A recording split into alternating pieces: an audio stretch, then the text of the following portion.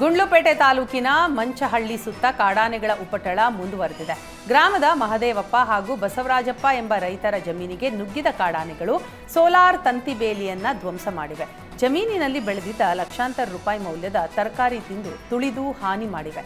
ಕಾಡಾನೆಗಳ ಹಾವಳಿ ತಪ್ಪಿಸಬೇಕು ಹಾಗೂ ಬೆಳೆ ಹಾನಿಗೆ ಸೂಕ್ತ ಪರಿಹಾರ ಕೊಡಬೇಕು ಅಂತ ರೈತರು ಆಗ್ರಹಿಸಿದ್ದಾರೆ.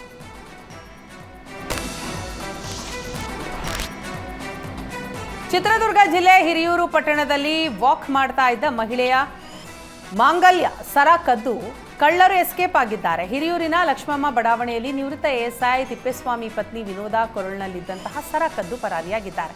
ರಾತ್ರಿ 9 ಗಂಟೆ ವೇಳೆಗೆ ಮನೆ ಬಳಿ ವಾಕ್ ಮಾಡುವಾಗ ದುಷ್ಕರ್ಮಿಗಳು ಕೃತ್ಯ ಎಸಗಿದ್ದಾರೆ.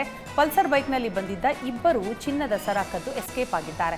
ಸುಮಾರು 4 ಲಕ್ಷ ಮೌಲ್ಯದ 50 ಗ್ರಾಂ ಚಿನ್ನದ ಸರ ಕದ್ದೊಯ್ದಿದ್ದಾರೆ. ಕಳ್ಳರು ಚಿನ್ನದ ಸರ ಎಗರಿಸಿ ಎಸ್ಕೇಪ್ ಆದಂತಹ ದೃಶ್ಯ ಸಿಸಿಟಿವಿಯಲ್ಲಿ ಸೆರೆಯಾಗಿದೆ. ಈ ಸಂಬಂಧ ಹಿರಿಯೂರು ನಗರ ಪೊಲೀಸ್ ಠಾಣೆಯಲ್ಲಿ ಪ್ರಕರಣ ಕೂಡ ದಾಖಲಾಗಿದೆ.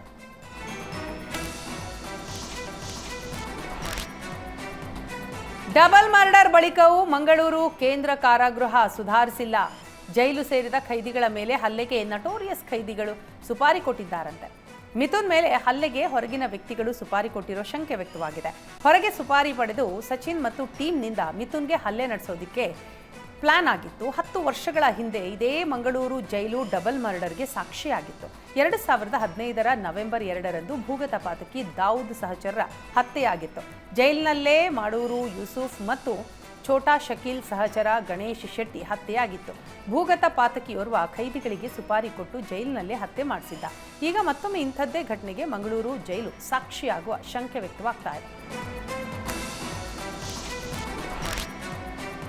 ಮುಸ್ಲಿಂ ಯುವತಿಯನ್ನ ಪ್ರೀತಿಸಿ ಮದುವೆಯಾಗಿದ್ದ ಹಿಂದೂ ಯುವಕನಿಗೆ ಬಲವಂತದ ಮತಾಂತರಕ್ಕೆ ಯತ್ನಿಸಿದ ಆರೋಪ ಕೇಳಿಬಂದಿದೆ.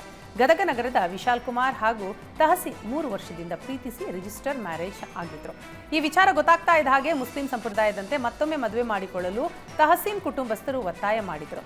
ತಹಸೀನ್ ಹಾಗೂ ಆಕೆಯ ತಾಯಿ ಬೇಗಂ ಬಾನು ಒತ್ತಾಯ ಮಾಡಿದ್ದರು. ಪ್ರೀತಿಸಿದ್ದ ಯುವತಿಗಾಗಿ ವಿಶಾಲ್ ಕುಮಾರ್ ಮದುವೆಗೆ ಒಪ್ಪಿಕೊಂಡಿದ್ದ. 2025ರ ಏಪ್ರಿಲ್ 25ರಂದು ಮುಸ್ಲಿಂ ಸಂಪ್ರದಾಯದಂತೆ ಮದುವೆ ಮಾಡಿಕೊಂಡ್ರು. ಆದರೆ ವಿಶಾಲ್ ಕುಮಾರ್ಗೆ ಅರಿವಿಲ್ಲದೆ ವಿರಾಜ್ ಸಾಬ್ ಅಂತ ಹೆಸರು ಬದಲಿಸಿರುವ ಕುರಿತು ಆರೋಪ ಕೇಳಿಬಂದಿದೆ. ನಿಖಾ ದಫ್ತರ್ ರಿಜಿಸ್ಟರ್ನಲ್ಲಿ ಹೆಸರು ಬದಲಾದ ಬಗ್ಗೆ ವಿಶಾಲ್ ಹೇಳಿಕೊಂಡಿದ್ದಾರೆ. ಮದುವೆಯ ಬಳಿಕ ಪ್ರತಿದಿನ 5 ಬಾರಿ ನಮಾಜ್ ಮಾಡುವಂತೆ ಮತ್ತು ಜಮಾತ್ಗೆ ಹೋಗುವಂತೆ ಪೀಡಿಸ್ತಾ ಇದ್ರು. ಆದರೆ ನಮಾಜ್ ಜಕಾತ್ ಸಂಪ್ರದಾಯ ಫಾಲೋ ಮಾಡುವ ಮನಸ್ಸು ಆತನಿಗೆ ಇರಲಿಲ್ಲ.